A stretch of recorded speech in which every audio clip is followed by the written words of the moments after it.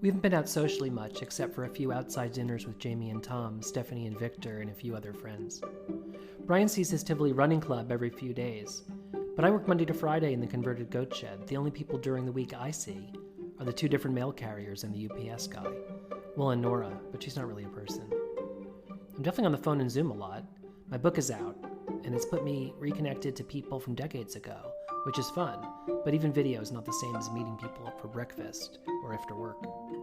The election is consuming us, much like everyone else we know. Brian ordered 6,000 get-out-the-vote postcards to send to swing states like Georgia. 2,000 postcards was the original plan, but apparently hit the button twice by accident. Several friends and family all signed up for a few hundred, but then he and our friend Tricia got the idea to do a postcard party. Socially distant on her porch and lawn during daylight hours before it gets too cold. So 2 Tuesdays ago, Brian appears at the goat shed now office shed window to say it's time to go, set up for the party. We hop in the car with boxes of postcards, pens, and individually wrapped candy to go to Tricia and Foster's house less than 2 miles east of us. On long tables with chairs spaced out and extra seating further away, we put out postcards, pens, bowls, and candy. Tricia sets up a bar. Folks start to show up. Taking a seat, they also take a stack of colorful Georgia postcards and an address list, each sheet with 30 voters. Brian announces the instructions to follow and what to write on the postcards. Some people know each other for years. Others, like our new historian couple friends, Elizabeth and Will, are new, but they're actually neighbors to a few folks. Others, like Rochelle, bring their teenagers.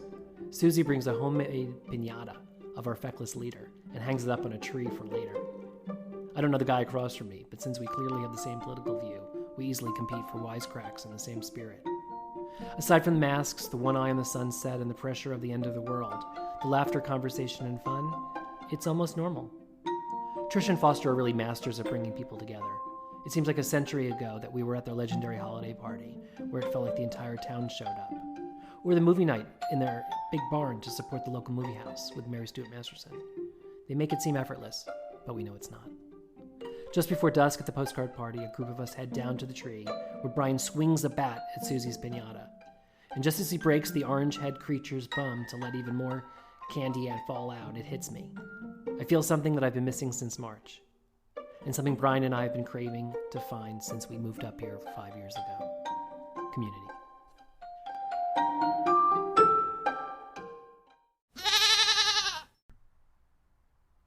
I'm Matt Zucker, and this is Cidiot, learning to live and love life in the Hudson Valley. Some people move to the country part-time, keeping their main life in the city, so this is an escape, a retreat, and the only people they want to know is the local baker, supermarket bagger, and maybe a bartender. Others maybe moved to get away from it all. Maybe they're on the run. But most of us crave community, that word that traces back to the Latin for common, connecting us to each other, seeing other people sense us, and working together towards something in common. Sometimes you can be born into it, and sometimes you have to work at it.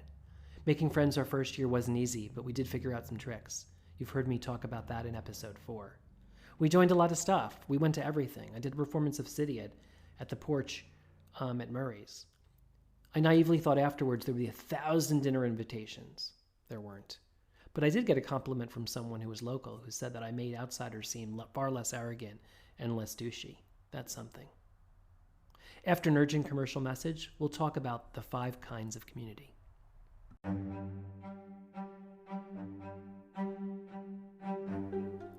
Lies, manipulation, exaggeration, and then we made the ads. I'm Matt Zucker, and my book, Bronze Seeks Silver, Lessons from a Creative Career in Marketing, is now out in paperback and ebook. Find it at Oblong Books in Rhinebeck, Rough Draft Bar and Books in Kingston, and on Amazon, Barnes & Noble, Apple Books, and more. Visit bronzeseeksilver.com or use your search bar.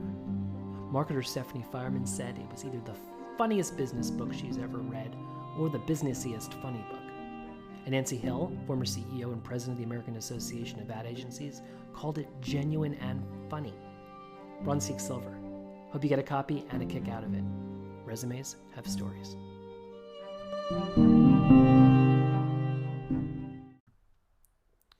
I'm a management consultant, so we work in frameworks.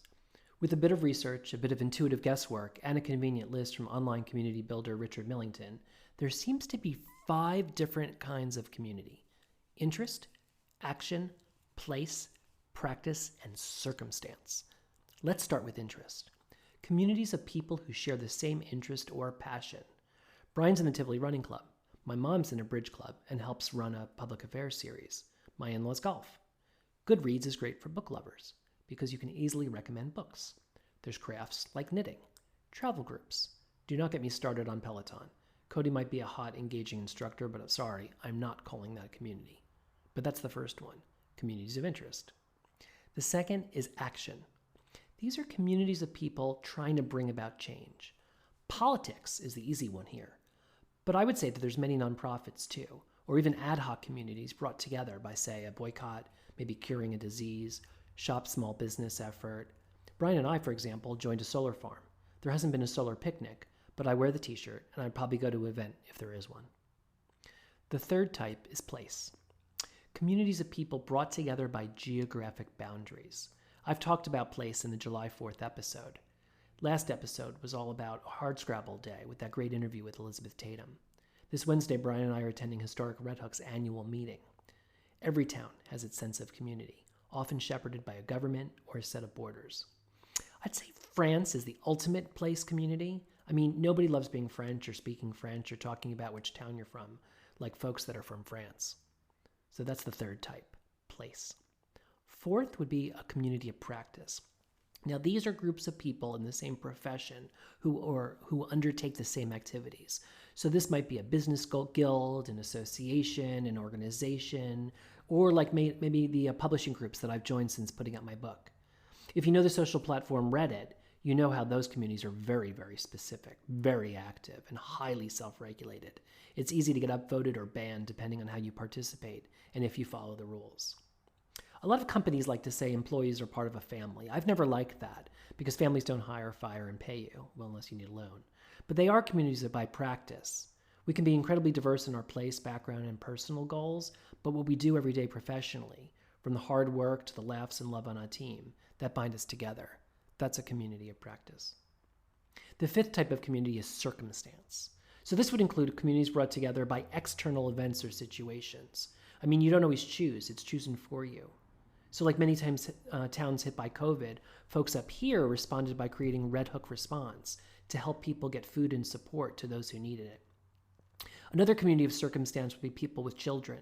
So like plenty of parents I know are friends with other people, not because they would normally have chosen them, but because their kids are in the same class or the same soccer league. They become friends because of circumstance. I have severe food allergies, so I pay an annual fee to a group about it and ignore the newsletter. That's circumstance. Other circumstances could also be ad hoc, like a Zoom bar mitzvah, or sadly more recent for many of us, a funeral. For an hour or so, though, we're bonded as a community. And then with a click, it's gone.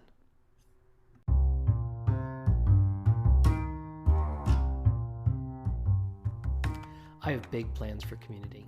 I want to keep joining stuff. I want that warmth of community that feels like a campfire.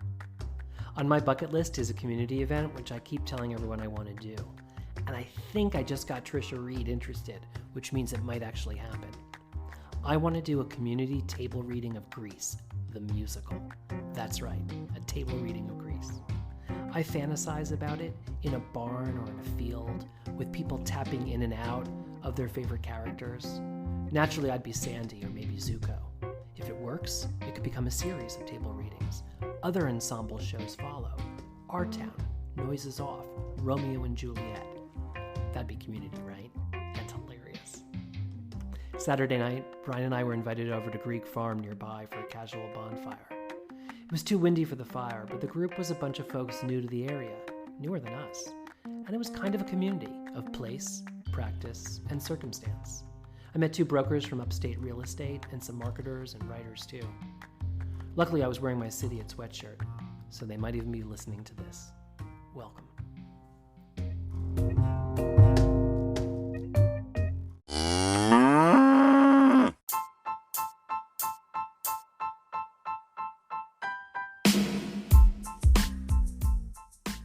Thanks for listening to Cidiot. If you're cold, buy a Cidiot sweatshirt at bonfire.com/store/Cidiot. And if you want to cozy up with a book, by all means check out Bronze Seeks Silver, Lessons from a Creative Career in Marketing.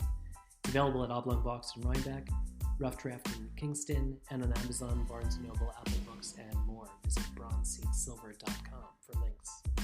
I'm Matt Zucker, podcasting from the Hudson Valley. My community is yours. Come visit.